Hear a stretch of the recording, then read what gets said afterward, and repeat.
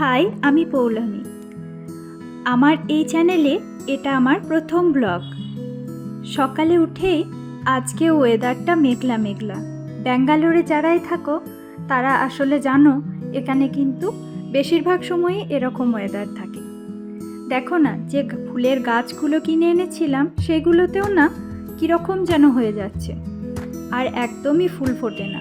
কবে থেকে যে এরকম কুঁড়িগুলো হয়ে আছে তার কোনো ঠিক ঠিকানাই নেই। আমি জানি না এই গাছগুলো এরকম কেন হয়। নার্সারিতে যখন থাকে তখন তো এত সুন্দর ফুল হয়ে থাকে, দেখেই কিনে আনা হয়।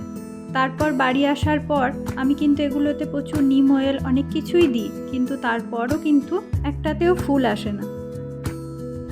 এখানে আমি কিছু কুমড়োর বীজ ফেলেছিলাম, তো সেইখানে কুমড়োর গাছও হয়ে গেছে, কিন্তু যেটা বললাম গাছগুলো একদমই ভালো হয় না। কেন জানি না, এখানকার মাটির জন্য না ওয়েদারের জন্য সেটা আমি জানি না। সকালে উঠেই আমি যেটা করি সেটা হলো খালি পেটে এই আমলকি, দারচিনি এগুলো দিয়ে বানানো এই কিউবটা একটা খেয়ে নিই, তার সাথে খাই গরম জল। কালকে রাতে বিরিয়ানি বানিয়েছিলাম, আর সেই বিরিয়ানির কিছুটা থেকে গেছিলো, তাই আজকে আর ও টিফিনের জন্য অন্য কিছু বানাতে হয়নি। একটু রায়তা করে দিয়েছিলাম, আর তার সাথে ছিল পান্তুয়া আর ক্ষীর। আমি কাল রাতেই এগুলো সব তৈরি করেছিলাম, তাই সেগুলোই গরম করে ওকে কিন্তু সব আমি দিয়ে দিলাম। কিন্তু সকালের জলখাবারের জন্য একটু আটা মেখে নিলাম। আমি ভাবলাম কিছু পরোটা তৈরি করব।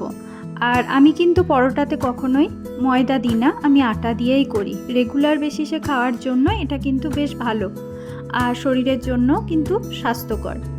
তাই আমি চেষ্টা করি পুরোটা জল দিয়েই মাখার, একদম ভালো করে জল দিয়ে এটা খুব নরম একটা ডো তৈরি করা। আর শেষে যখন ডোটা তৈরি হয়ে যায় তখন আমি আবার জল দিয়ে এটাকে ভালো করে নরম করে দিই, আর তারপরে কিন্তু আমি এটা হালকা তেল দিয়ে মেখে এক সাইডে রেখে দিই।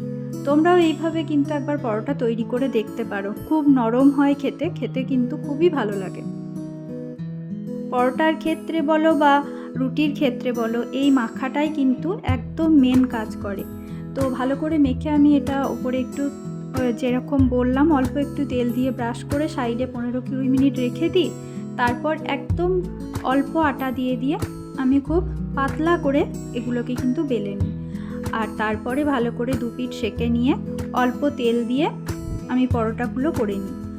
আর পরোটার সাথে ছিল আলু ভাজা, সেগুলো সবার দেখানো হয়নি, আমি অল্প অল্প করে ভিডিওগুলো দেওয়ার চেষ্টা করব। তোমরা জানিও ভিডিওগুলো কেমন লাগছে। আর সন্ধেবেলায় ও বাড়ি আসার পর আবার চা, আর তার সাথে টা তো ছিলই, দেখতেই পাচ্ছ। আর এটা ছিল আজকে আমার কাজ। সবাই ভালো থেকো, দেখা হবে পরে।